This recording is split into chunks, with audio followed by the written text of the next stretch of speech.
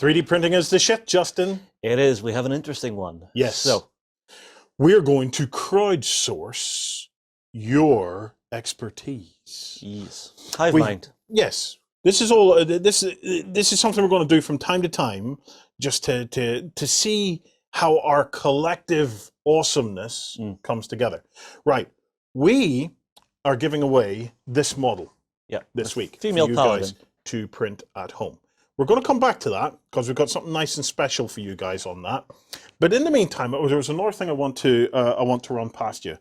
The same guys, Hero Spawn Spot, have this incredible looking wyvern. Okay, so we have printed the wyvern in a couple of different ways. So this one was printed on our FDM printer, as was this. Now it's going to be very white for you to see. Yeah, you'll see better from here. Let's show you the Cura settings for it. Yeah. So very quickly, I'll scroll to the top. So our initial quality. 0.12. Yeah, 0.12. Yeah. Sorry.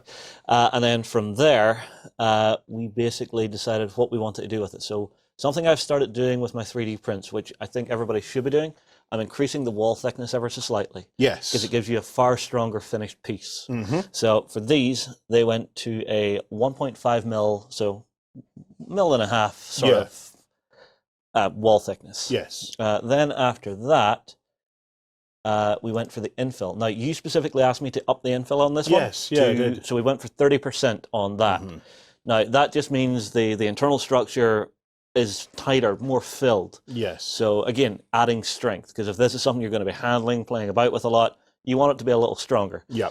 Then after the infill, we went to the material. The material we use is a standard Anycubic PLA, and we always find, so this stuff will start melting and being pliable at 190 degrees. We always run it at 200 degrees because it just lets it flow that little bit better. Now, one of the end results of that, though, is we did get a little bit of stringing from that. So just be wary of your temperatures and the speed of your prints to try and get rid of that. We weren't too bothered with the stringing, to be honest, because it comes away very easily. So it's not a big deal. Yeah, that, and if you have any little bits of leftover, you see, if you take a heat gun and just pass it over the top of it, because the filament's so fine on the stringing, it'll take the heat a lot quicker, and so it just curls in on itself out of the way. Basically disappears. Yeah. Yeah. The other thing that can help with that is there's a setting in here called your Z-hop retract. So whenever it comes to the end of drawing out, say it was tracing around my hand, and it comes to the end of it, and then it's going up a layer. So whenever it's going away, it'll lift up a little and then pull away. Yes. So that just, it sort of like wipes itself. So it wipes itself. Other than that, speed-wise, we went for 40. So basically it's not super quick, not super slow, but I didn't want this taking like 3-4 days. I think this took about 12 hours. About 12 hours-ish. Yeah. It did take 12 hours because I looked. So, all right, travel and cooling we don't really bother with. Yeah. Here's the important one for this type of miniature. Yeah, this is where we're going to start picking your brain. Because one of the most difficult things to get right on an FDM printer that we have found is supports. Now, a lot of what we print from the likes of Printable Scenery, where it doesn't need supports. They create the models to basically just print as they are. Yeah, they stand on their own. With very little requirement for supports. However, when you start to get into printing minis, okay, then you are going to need supports. Now, Justin, what supports did you go for on this one? All right, so the first thing, you tell it to put supports on, and then you have the option of putting supports everywhere or just where it's touching the build plate. Yeah. And here's one of the cool settings. So if we look in beneath here, you see everything that it's showing red here. That's where this is going to try and place some supports. Right. Now, we can actually change the angle on this. So if I go to 90, you see all that red disappears. Yes. I went for 60 because I thought, you know, that's catching all the sort of flatter areas and stuff. Yeah. And building up around it, I think, works pretty well. The type of scaffold I went for was concentric. You have a few options here. I like concentric because it's basically drawing circles around, well, not exactly circles, but it's just drawing a circle and a circle and a circle, getting bigger and bigger. Yeah. And that I was thinking, I can get a pair of pliers at that, rip it off. But yes, it's not so easy. What we find, and we have found this with almost everything that we've ever printed on the FDM, is that actually removing removing the actual support structure is really, really difficult. Yeah, it's something I've noticed is it actually, whenever it gets to the top of it, it's printing out like a final flat layer Yeah. that it then builds the rest on. Let me show you where it gets really messy. So the model looks not too bad at that. Yeah. We have a few wee gaps and stuff we would probably fill using a little bit of green stuff. Mm-hmm. Where do you see where it gets hard? This is all support structure that we were unable to remove. Yeah. It just is a real pain in the arse to try and remove all of that leftover support structure. Now, So I have been having a look at this, and there is a setting in here. So if I select my concentric again, so where is it? So you've got your support density on there, so you can increase and decrease how much support it's actually building. Less is maybe better on this because we had it set to 35. Yeah. However, support Z distance is 0.1, right? I'm thinking I need to maybe increase that because maybe it'll bring that final layer a little further away. Possibly. And then it'll maybe not merge the way it's going. I haven't tested this just yet. That'll be for the next time I run one through. Well, this is why we're punting it over to you guys. How have you guys been setting your support structures whenever printing minis on FDM printers? There's got to be a better way, because let me show you the difference, right? So, you know, I'm actually really rather pleased with the end print result of this model. So if the support structure had have been lessened and easier to remove, I think as an FDM model, this is actually really pretty damn good. However, let me show you the resin print. Before you do that, there's one last thing I want to show everybody. So you see, after you've sliced your file, there's something you can do, which is actually throw it back into Cura. Yes. And from there, it starts to show you all of that scaffolding. And you can start actually pulling it down through and seeing if there's anywhere missed or weird. And you're actually able to just see that a little bit better. Yeah, you can gauge the kind of the amount of support structure you've got in there. We reached out to the guys that do the models and asked them to do some additional cuts to the Wyvern to allow the Wyvern to fit on a resin printer bed. Now, let's just see the difference in result. Look at that beautiful print from the resin bed. That is going to be so much easier to work with. And even the nice support structures that the resin printer will give you, like, they basically just peel away. When you see this, I'll put that down. Now, this is something I've also been experimenting with as well, is lowering the amount of scaffolding I've been putting onto stuff. Nice. So that's a much easier system to work with. Right.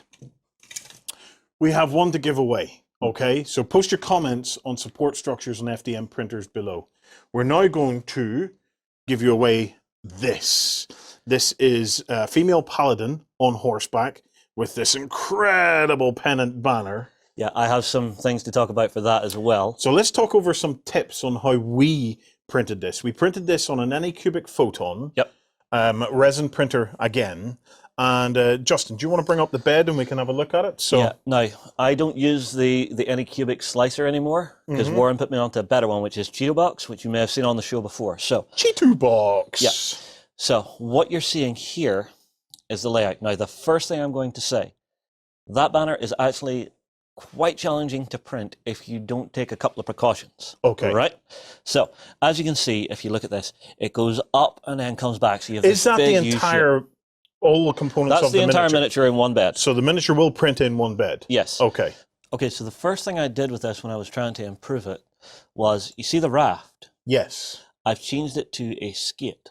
Yes. Now, normally, from what do we normally print it as? Just nothing. Just so nothing. It's just whenever the scaffolding comes down, it just produces a little square which attaches it to the build plate. Okay, so you've applied a skate to it Yes. to give us more bed adhesion, which comes out something like that. Well, two reasons. Number one, if you look at the skate, you can actually see the way it has that little bit of a lift at the side? Yes. That gives it a little bit more rigidity than just a flat piece. Right, okay. Which means that as it's pulling off, it's not as likely to flex. Right. Okay. So that holds it a little bit stronger. It also gives me a bit more footprint, because what I did was, between these 2 points, I've added a couple of components here to join these up. Once again, to try and keep it attached to the bed as much as possible. Exactly. So one of the failures I was having was one end of the V would start to pull away. Yes. And that would cause the entire thing to fail. So by having them connected, it can't do that as much. It keeps it more solid. You're most likely to get failed prints whenever your initial layers don't adhere properly and it starts to actually tear from the bed. Yeah. It's something I quite like about the Photon is you can pause mid-print. It'll lift up. You can actually have a look. Is it there? Is it holding? Okay, great. Let's go again. Yeah. So being able to have that pause and just let it continue is very, very useful. Yeah. Now, other things that I've changed. Before the last one we did, I think I was up at like 75% on the scaffolding, right? Yes, yes. I lowered that this time to about 50%. So instead of being like super dense, it looks like this. Yes. And then, as always, you look in beneath and see if there's anywhere that's missed. This looks pretty good to me. What we're looking for is these red zones that maybe don't have a support structure. The other thing you're looking for as well is whenever two of these points, these uprights, are too close together. Yes. Because what you can have happen is they can bind, and when they hit the miniature, they're harder to take off, and they'll maybe rip a little bit out of the miniature because you're trying to break off too much of a piece. Yeah.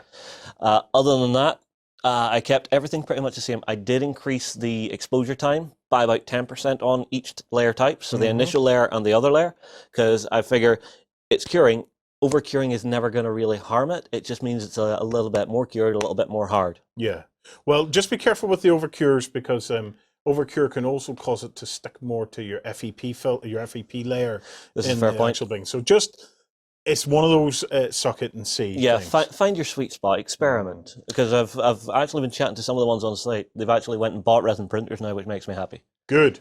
Right. We printed it. Yes. And then as a treat for you guys, what we did was we got John to then sit down and record how he would clean it up and get it to this stage. Hello guys, in this I've been given the task of prepping this 3D printed knight with unbelievable banner. Yeah, so what we're going to be doing is just quickly going through how to take a 3D print, particularly this one, which is from our resin bath printer, tidying it up and having it ready to show under camera. So as you can see, this is how it comes straight out of the printer with all the what looks like a roller coaster, I'm not going to lie.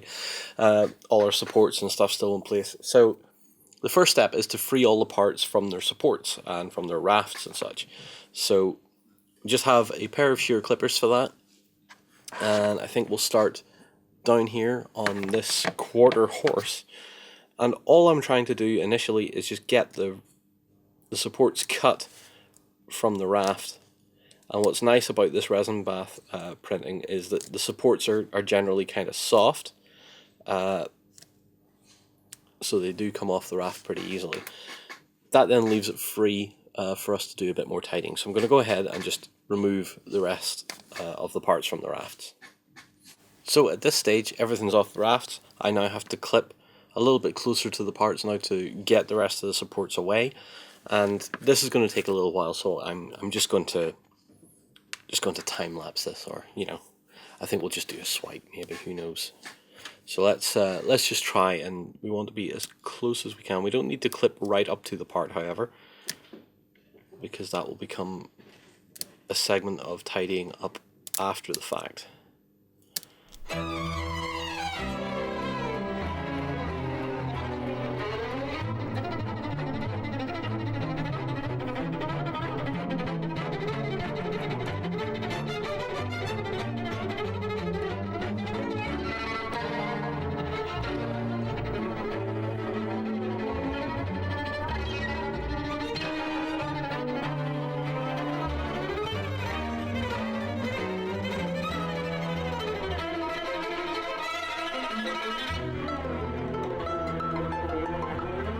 With the parts all removed from the scaffolding, it's now time to clean it up a little bit. So I have a selection of files here that I'm going to use, and the banner in particular, you should be able to see all the little dimples and stuff on it there, just the small protrusions from the leftovers of the scaffolding.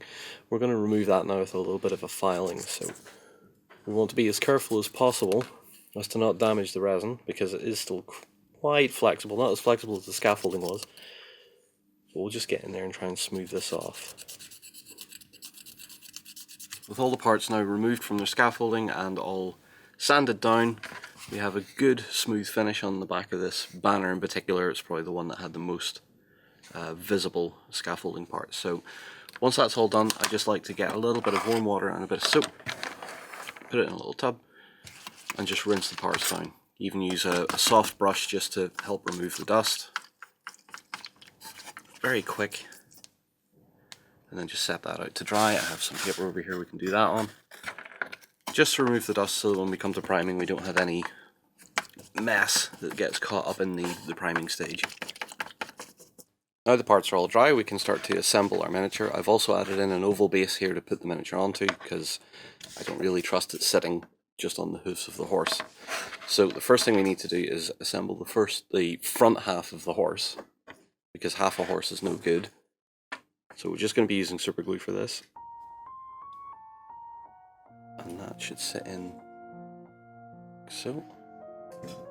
It's like, oh, I haven't missed anything on that one, so that's good. Press those parts together like so.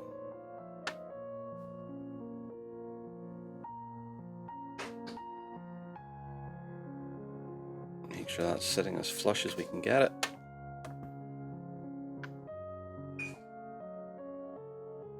So, not bad.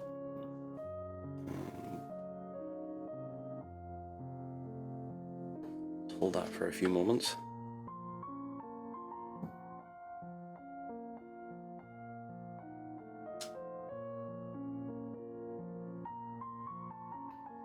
That should pretty much be it. Glue in there. And on that side. And we'll place her back onto the saddle. There we have it. So we'll let that set for a while, and then we'll take it to the airbrush and we'll get some primer and some zenith down on it. So now we've moved over to the airbrush station. I have our miniature here and the airbrush is ready to go. So we're going to be using Stynylrez black first, and then we're going to be zenithing with a white just to catch all those details that will make it look quite nice under camera. So let's just go on ahead and apply our black primer.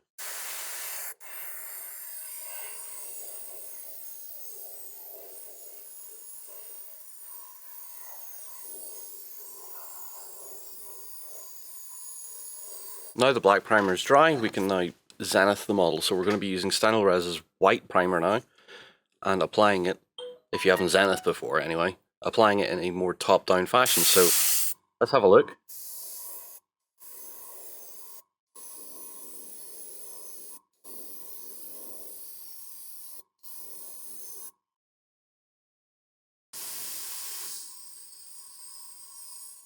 And this is the kind of effect you get with the zenithal highlight. You get to see all the detail but remain darker in your shadowy areas. It shows off detail very nice under camera.